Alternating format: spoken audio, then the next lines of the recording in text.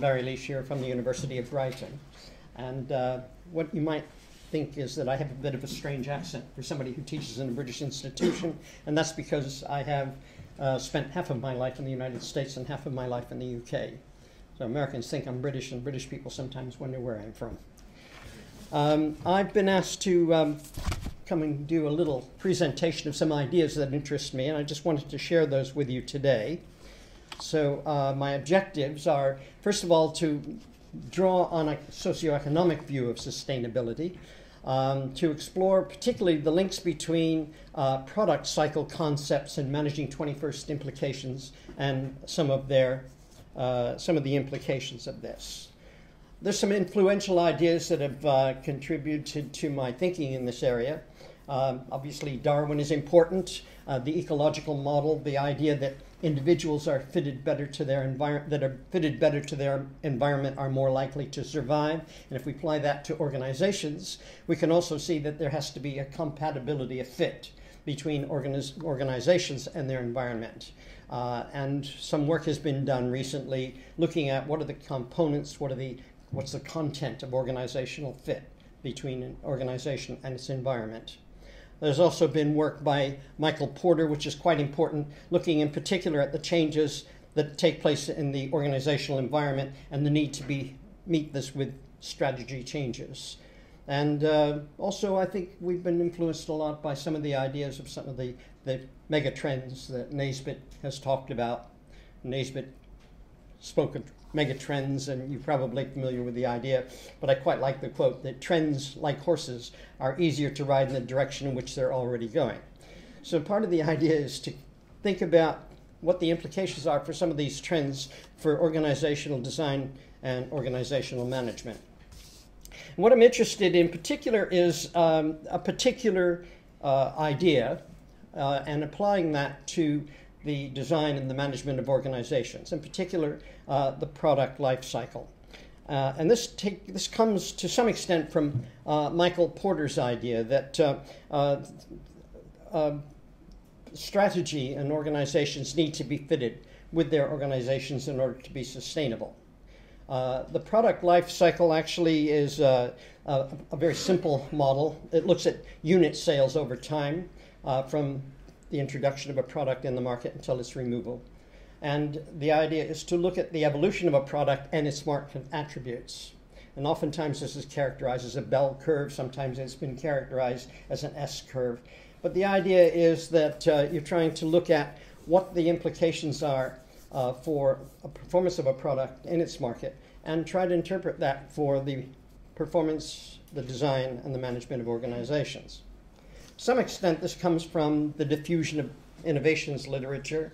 Rogers talked about the diffusion of innovations, introduction, where there's little customer awareness, growth, the idea of consumer recognition and acceptance, decline in growth, more entrants coming into the market, there being more competition, maturity, where there's a sales plateau, and market saturation, and finally decline as consumers abandon the product and start looking for others.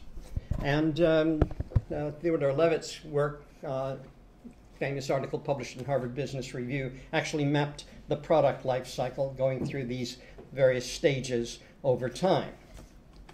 Of course, there are a lot of questions to ask about the notion of the product life cycle. Do patterns exist? Can they be measured? How do you measure them? Which products? Can the stages be forecast? What are the conditions? How to use this? I think that I'm very interested in this as an integrating mechanism because it can be used for as a principle of organization. It can be used for policy and strategy of organizations, and it also can be used as a way of mapping the kinds of changes that organizations need to go through in terms of their design. So here's a mapping of the life cycle of a product onto the life cycle of an organization. And what we can see is that when an organization is young and small, it needs to have a structure which is rather flexible, typically entrepreneurial. In order for an organization to grow, it must become more professionalized, more specialized. And then as the organization faces competition, there are diseconomies of scale that pitch in, and the structure needs to change. Now, what I'm particularly interested in is the idea of market dynamics and product cycles in particular.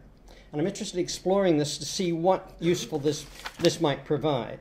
And I've been trying to do some observations and interviews of companies to find out whether this concept actually works for them and what the implications are for these companies.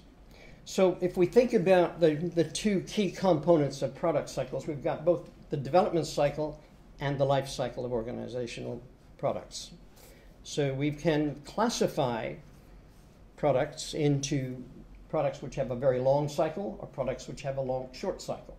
And we have both elements: product development cycle, how long it takes for a product to be developed, and life cycle, how long the product lasts in the market. So if we create a kind of a 2x2 matrix, something like this, we can actually begin to map organizations and say, well, where do the organizations belong on this map? So perhaps you might think for a moment, can you think of an example of a product market in which there's a very long product development cycle? In other words, it takes a long time for the product to be developed, and where the product also lasts a long time in the market. What would be an example of a product that takes a long time to develop and a long time that it lasts in the market? Possibly in the medical.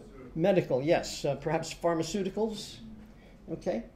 Pharmaceutical industry. Okay. And what are the characteristics of products in the medical market or the pharmaceuticals market?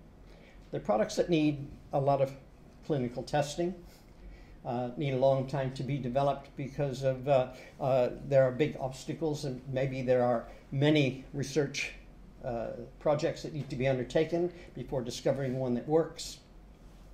And so what you'd expect to find is that companies that are involved in pharmaceutical research would be located at that end of the spectrum. What about another example besides pharmaceuticals? Another example of a product market in which it takes a long time for the product to be developed and it lasts a long time in the market.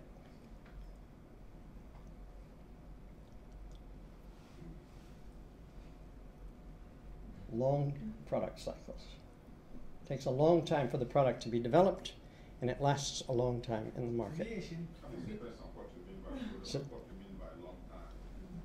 relative. Computers. Ladies are pointing at computers. Okay, what's the nature of PCs you're talking about, for example? Yes. Yeah. Yes. How long, how was that? I'm not sure how long it takes to produce, but Yes. I know that it stays long time. Okay. Well, there's a difference between producing it and developing it, because the development cycle has to do with innovation, with creation of the product. The production cycle may be slightly different, often overlaps. So you might want to suggest that pharmaceuticals would typically last longer in the market and take longer to prepare, and that computers, PCs, for example, how old is yours? 1 year. 3 years? 2 years? 1 year? 3 years. 3 years, okay, that's not bad. And what about pharmaceutical products? They might last 20 years in the market. And what is it that makes them different from computers? It's that they have patents. What's the incentive for a company to make a large investment in products development unless they have some kind of protected market? So the protection is their We are patent. talking about the usage? Sorry? Or we are talking about the usage, the life, how long it No, takes? how long or the are product we, remains in the Are we talking market. about after I dispose? No, how long the product is being offered in the market before it is replaced. Okay. So what we expect to find is that some products at this end of the scale would have particular characteristics, and the companies would have particular characteristics. Let's think of another example. Think of an example of a product market which has a very short cycle. It doesn't take very long for the product to develop, and it doesn't last very long in the market. Some technology products, Right? Like? the new iPhone. Yeah. I mean, they go 1 year to the next, you get a new one, lasts 2 or 3 years, and the next. Okay. Good. Any other examples? Normally the ICT products, they have very short life cycle. Yes? They are very, very short. Yes. And fashion is another. In fact, sometimes the product is on the market before it has even been tested. So one of the interesting things about the differences is that you can make comparisons. How are organizations designed and managed in those two sectors? What you'd expect to find is that organizations that are at this end of the spectrum have a very long planning cycle. Oftentimes, competition is actually between 2 or 3 major competitors. There might even be a monopoly. Whereas organizations operating at this end of the spectrum would perhaps be, smaller organizations. They may not. They may have to. The market is very fragmented, so there's a lot of rivalry, a lot of competition. The market's very fragmented. So what you expect to find is that the way the organizations are designed and managed at these two ends of the spectrum are quite different. At this end of the spectrum, you expect to find organizations that are large in scale. You expect to find organizations that have high levels of R&D investment, perhaps 5% of turnover. You'd expect to find organizations that are very professionalized and bureaucratic, where the project that somebody works on may be longer than their life in the organization. And other examples of organizations operating at this end of the scale might be nuclear power stations, space stations, aircraft. So these are organizations that are dealing in markets which have very, very large barriers to entry. It's not very easy to get into the market. What do you need to get into the market in fashion? A sewing machine, a designer. So at this end of the spectrum, what you'd expect to find are very entrepreneurial, fast-moving organizations, very informal in their structure, and with also a very high tolerance of failure, willingness to take risk. Oftentimes at this end of the spectrum, you're dealing with organizations that are not very tolerant of risk, or maybe can have zero tolerance of risk. If you're building airplanes, you can't have a tolerance for just a 1% failure rate. They all have to fly. You can't have, so you have a complete intolerance for failure. So what you can see is that the model is kind of useful for giving a map of the different kinds of organizations at different ends of the spectrum. Now what I'm interested in is not just that we're taking a snapshot and looking at organizations at different ends of the spectrum. I'm interested also in what's happening to product cycles. What's been happening to product cycles is that they are getting shorter. So what we've seen is we know that there's increased rivalry, increased competition, trade barriers are coming down. Organizations are able to do business across national boundaries more easily. There are new competitors in the market.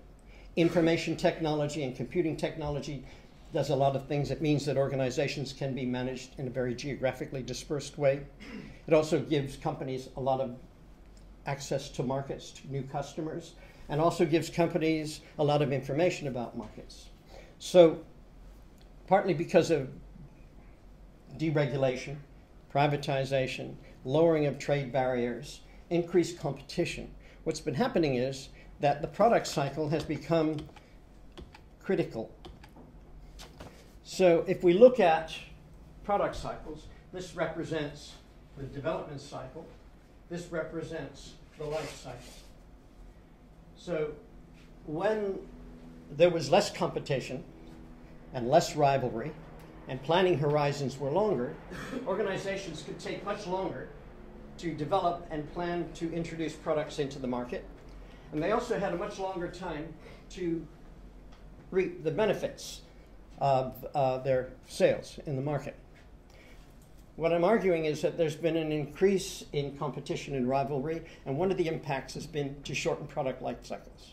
What it means is that companies are more quickly able to imitate products, so companies don't have such long periods of time to develop products. They have to be very quick. And second of all, they don't have such long periods of time to sell their products in the market. So they have to be able to manage the cycles more quickly. And of course, what happens when a product reaches saturation, companies have to make some decisions about what to do, a number of responses. One thing they could do is try to develop the product, maybe like the iPhone, introduce new variants, change the plugs, do something relatively minor to try and keep people buying the product. They could also look for new markets. But in any case, at some point, the market gets saturated will decline, and then the question is how to withdraw from the market. So organizations of all kinds are having to deal with these pressures. What I'd argue is that if we go back to this diagram here, that companies that are used to dealing with very stable environments where there's relatively little rivalry, where there's long-term planning horizons, that are suddenly facing new competitors, more competition, have to make a shift. They have to start behaving more like smaller, more entrepreneurial firms. They have to change their structure. They have to change their management style. What's required at this end of the spectrum is the ability to be close to customers, to be responsive, to be fast in responses. And at this end of the spectrum, you expect control and hierarchy, professionalism, and so forth. So the real challenge, I think, is for organizations that are used to operating at this end of the spectrum, is how do they shift themselves to become more like organizations at this end of the scale? If you look at some of the case studies of organizations that have been privatized, for example, telecommunications or the gas industry, where they've broken up into smaller companies and separate companies, they've had to make some dramatic changes. So what I'd say is that there's a really interesting model here. I'm interested in exploring with companies, how do they experience the product cycle? How influential is that on the way they are structured and the way they are managed? And if it is true that the business environment is getting more competitive and there's more rivalry, then to sustain themselves as an organization, what changes do they need to make to keep pace? So that's my thoughts on it. Thank you.